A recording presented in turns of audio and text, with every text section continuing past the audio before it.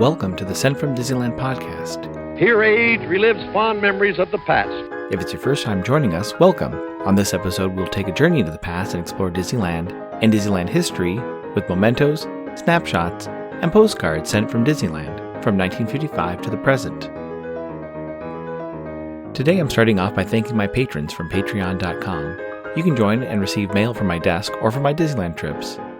Special thanks to Random Olive, the first patron to this podcast, and to the e-ticket patrons Tania, Eric Daniels, Joe Gamble, Scott Booker, Monica Seitz Vega, Russ Romano, Michael and Christina Cross, Scott Cagle, and Sheila Harry.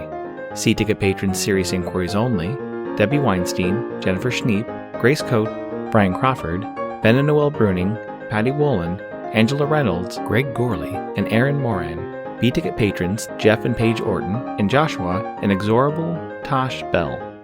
And the A-ticket patrons Elise Sharp, Zealot Infinity, Alexis Robles, Maggie and Henry Byers, Angel DeBlois, and the All Aboard podcast.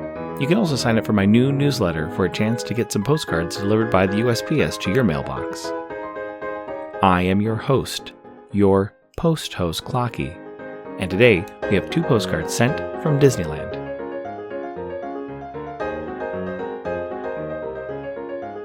The front of our first postcard is from the viewpoint of the top of Matterhorn Mountain. You can see 2 mountain climbers reaching the peak, and far below you can see the loading and unloading area of the Matterhorn. In the upper left, you can also see part of the monorail track.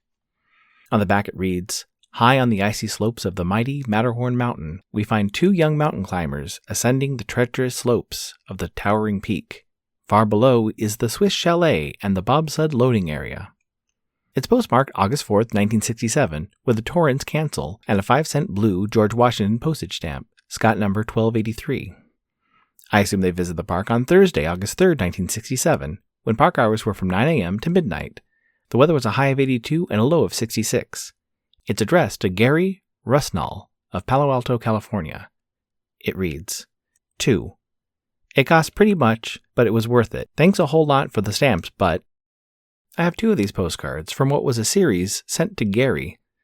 I chose these 2 because they are from the summer of 1967, and along with the date book, which was given to me by Caela, featured in last week's episode, I also received a Summer of 67 booklet. The softcover booklet is just over 8 inches by 6 inches in size, and has 48 pages, not including the cover. I'm not sure where this was available, and I can't find a place where there may have been a price tag. The front and back cover are filled with rectangular images of the park, with guests riding attractions, posing with characters, and even some larger photos of Main Street and one from the top of the Matterhorn looking down onto Fantasyland. Written on the front cover is Summer of 67 in an orange sun shape, and Disneyland in green in the classic Gothic font. Inside the cover includes a welcome letter from Marcia Minor, Disneyland's ambassador for 1967. In the welcome note, she describes her 12 years working at the Magic Kingdom and explains that this book will show the different adventures and attractions at Disneyland, including the new Pirates of the Caribbean attraction and the unveiling of the brand new Tomorrowland. The next few pages are dedicated to the new Tomorrowland, including concept art that shows the Future Space Mountain, 2 full pages of art of the new Tomorrowland, and images of the Carousel of Progress, which had just been moved to the parks from the New York World's Fair. There's even a small model of Monsanto's mighty microscope from the Adventures Through Inner Space, and the model of the new rising stage for the Tomorrowland Terrace. Page 12 and 13 are dedicated to the Pirates of the Caribbean attraction, with images of guests riding a boat down the waterfall, and pirates including the 3 pirates attempting to get the key from the dog, the singing trio, and the pirate balancing on top of a bridge, holding a large jug of rum. Other features that receive their own page include New Orleans Square, It's a Small World, The Primeval World, and Great Moments with Mr. Lincoln. The last 3 on that list came over from the New York World's Fair, and New Orleans Square was the newest land added to the park. Looking at some of the images, you may have seen them on postcards, in maps, or in books about Disneyland. There are a few unique images that I've only seen in this booklet. The first I noticed was a view of the Court of Angels from an upstairs vantage point. This view was not available for guests until they changed the entrance to Club 33. Later in the book, there's an image of the entrance to the keelboats, which includes a sign that reads, "Keelboat Ride, Biggins and Youngins, Sea Coupon." Flipping through the rest of the pages, there are some sections devoted to the adventures and attractions, dining at Disneyland, shopping in the Magic Kingdom, entertainment shows and exhibits, and a full 2-page spread dedicated to the sponsors for many of the attractions and shops. The last page in the book about Disneyland includes Disneyland in the future. On this page, there's a stylized concept art image of Space Mountain with the description, Tomorrowland Space Adventure. And then, in the upper right-hand corner, there's an image of two children peeking through the gates looking at the Haunted Mansion facade. The last two pages have information and photos about the Convention Center, which opened July of 1967, and the Anaheim Stadium, home of the California Angels, and the host stadium for the 1967 All-Star Game on July 11th. The inside of the back cover is a full-page ad for the Happiest Millionaire and includes information about the world premiere on June 23rd in Hollywood, California.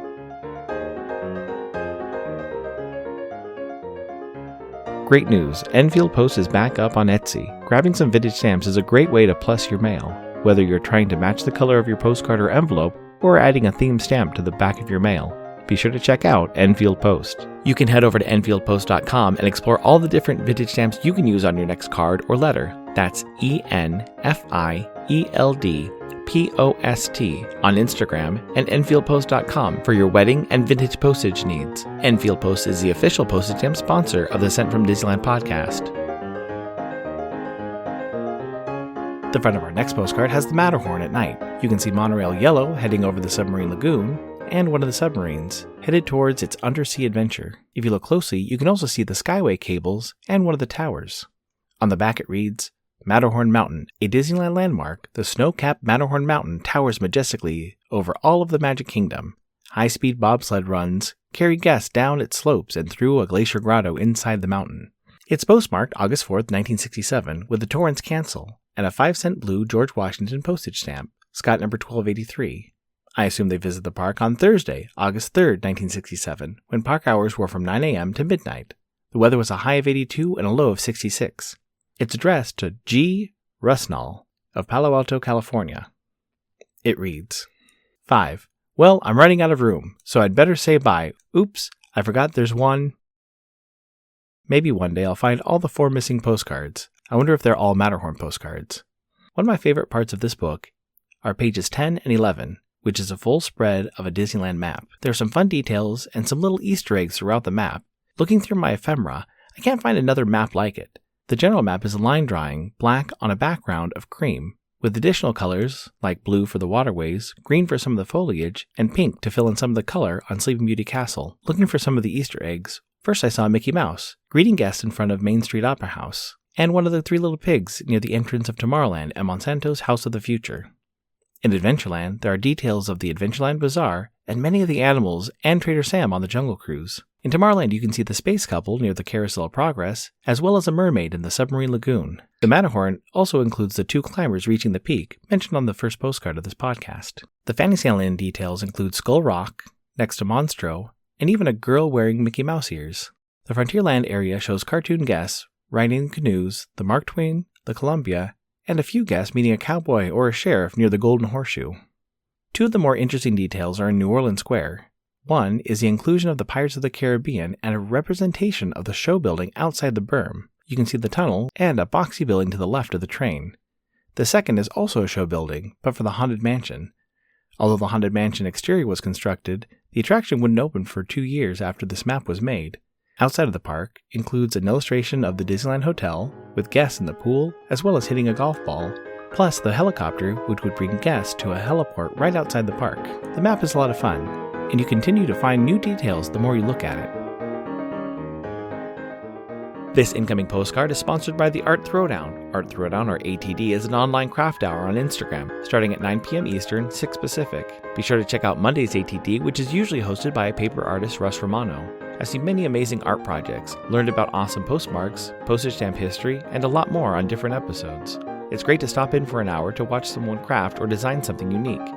Each host brings something a little different to each show. I'll list some of the regular hosts, or you can follow Russ Romano 2021 on Instagram.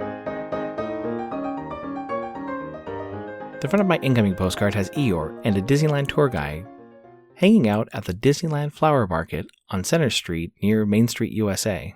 On the back it reads, Flower Mart. The bright, colorful displays of artificial flowers and live plants make the Flower Mart on Main Street a favorite subject for photographers.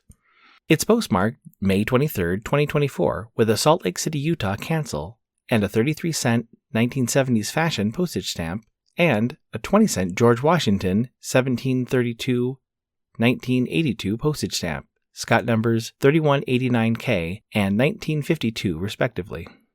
It reads, May 21, 2024. When I was a little girl, our family dentist was my uncle who lived in Arcadia, California. We lived in Arizona, so twice a year, dentist visits always included a trip to California, which often included trips to Disneyland. By the time I was 20, I'd been to Disneyland 30 times. I love any day spent at the park. Heart, Allison. Thank you so much for the postcard, Allison, and the fun stamps. This was definitely a piece of magic mail, as I've recently returned from a trip to Anaheim for a dental conference.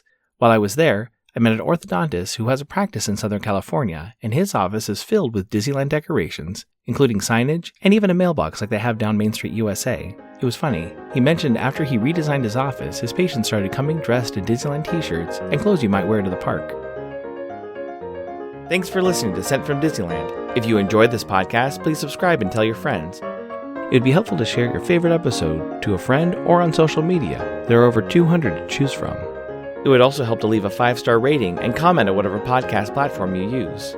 If you would like to support the show financially, please check out our Patreon page at patreon.com/SentFromDisneyland. You can find me on Instagram and Facebook at Sent From Disneyland, or on Twitter at Sent From Disney. For questions and comments, send me a postcard addressed to Sent From Disneyland, P.O. Box 44, Hood, California, 95639. This podcast is not affiliated with Disney, the United States Postal Service, or any post office or Disney properties. Opinions expressed on this podcast belong to its host and guests of the Sent from Disneyland podcast.